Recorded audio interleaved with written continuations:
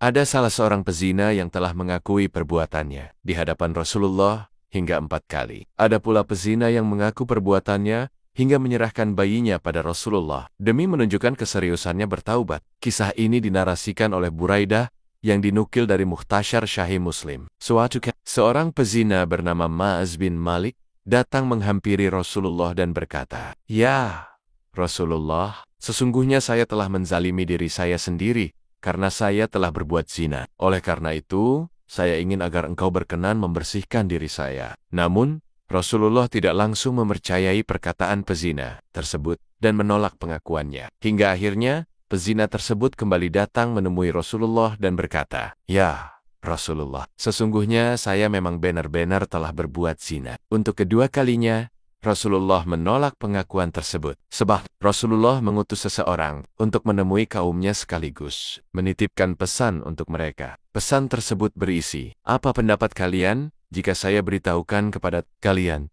bahwa ada yang tidak beres pada pikiran Ma'az bin Malik? Tetapi saya yakin bahwa kalian tidak akan merasa senang dengan apa yang telah diperbuatnya." Setelahnya kaumnya pun menjawab pesan Rasulullah dengan berbunyi sebagai berikut, "Kami tidak yakin kalau sekiranya Ma'az bin Malik itu terganggu pikirannya. Setahu kami ia adalah orang yang baik dan saleh di antara kami." Singkat cerita, Rasulullah kembali didatangi oleh Ma'az dengan pengakuan dan permintaan yang sama. Ia mengaku berzina dan meminta Rasulullah untuk membersihkannya dari dosa tersebut. Lagi, Rasulullah bertanya pada kaumnya tentang kondisi akal pikiran Ma'az yang kemudian dijawab dengan hal yang sama pula oleh para kaumnya. Mereka menjawab bahwa Ma'az memiliki akal yang sehat dan termasuk orang yang baik. Hingga akhirnya, ketika Ma'az datang menemuinya hingga keempat kalinya, Rasulullah sudah yakin dengan perbuatan Ma'az dan mulai memerintahkan para sahabat untuk membuat lubang eksekusi bagi Misk, hingga hukuman rajam pun dilakukan. Kisah lainnya,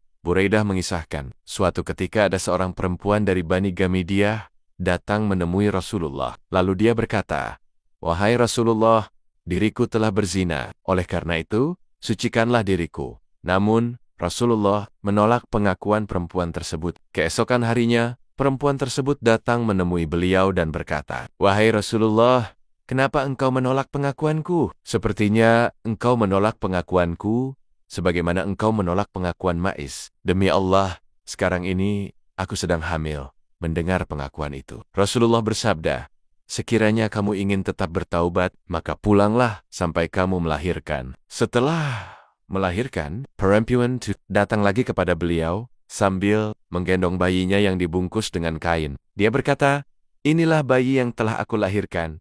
Rasulullah lalu bersabda, "Kembali dan susuilah bayimu sampai kamu menyapihnya."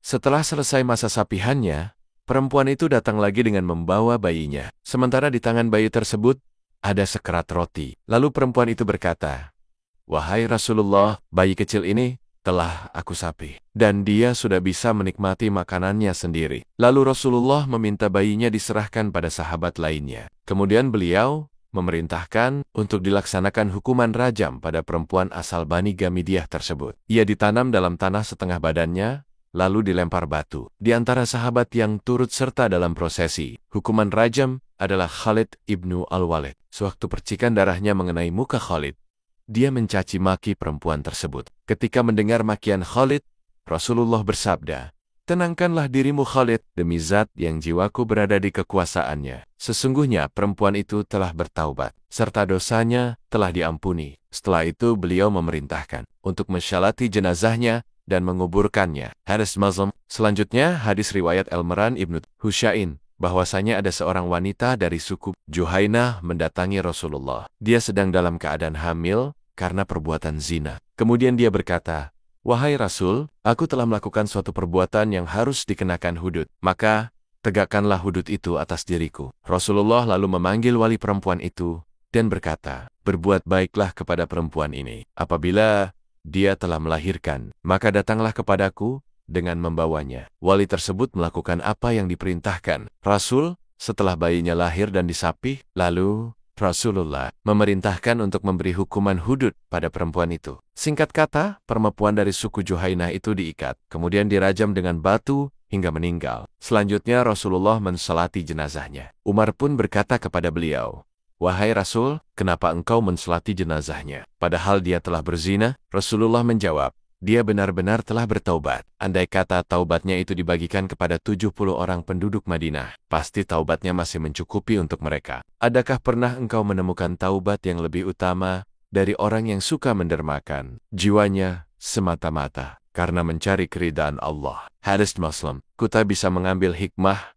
dari beberapa kisah ini. Pertama, kita mendapati beberapa kali Rasulullah memerintahkan pezina itu kembali, seakan menghiraukan aduan zinanya. Hal ini mengandung maksud bahwa sekiranya Mais dan perempuan dari suku Gamidiyah dan Juhaina itu benar-benar bertaubat kepada Allah dan merasa cukup dengan taubatnya, maka sejatinya Allah Maha Pengampun dan Maha Penyayang. Namun, mereka memaksa hudud ditegakkan seadil-adilnya, maka Rasulullah pun menetapkan hukuman rajam sebagai pilihan terbaik sesuai keinginan mereka.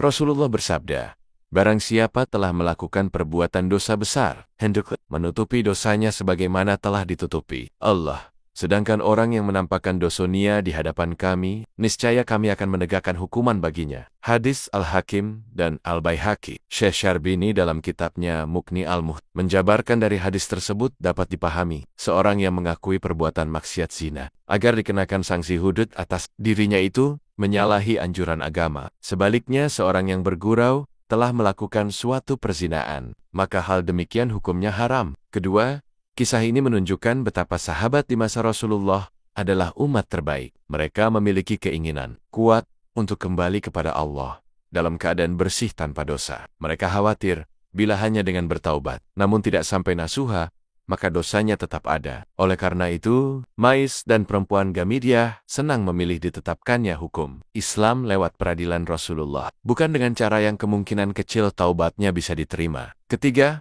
Rasulullah memerintahkan wali perempuan pezina tersebut untuk berbuat baik kepadanya, karena beliau mengkhawatirkan adanya siksaan yang akan diterima perempuan itu lantaran perbuatan zinanya. Sebab, ketika anak perempuan telah zina, keluarga itu akan dirundung rasa malu hingga bisa saja mereka menyakiti si perempuan karena terlampau emosi. Oleh karena itu, Rasulullah berpesan agar si wali bersikap lemah lembut dan menyayanginya untuk memperingatkan mereka yang hendak menyakitinya dan sebagai bentuk kasih sayang Rasulullah kepadanya. Disinilah letak keindahan syariat Islam.